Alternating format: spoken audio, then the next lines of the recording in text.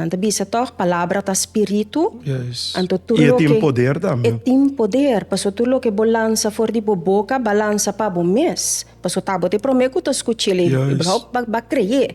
Anto tudo que balança fe boca, bota vai bibele. Mente de gente da maneira awa. Se é calmo, bo por descobrir hopi costenge. Se é bruto, bo não por descobrir o poder e essência de lo que tá biba dentro mente.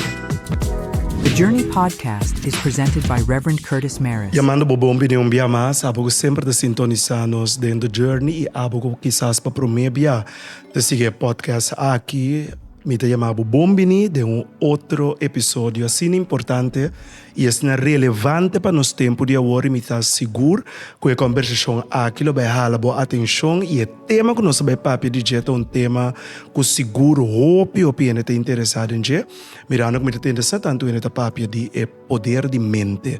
Com me por usa mi mente para me por lograr coisas grandes. É importante sim para nós realizar que o papel de poder de mente não significa usar superpower ou poder sobrenatural. Não é isso que nós vai papel dizer, mas sim de capacidade de nossa mente que o papel nos nota para que tu riba essa aqui, toma tempo para nós sim conhecer a capacidade aqui e usar de melhor maneira.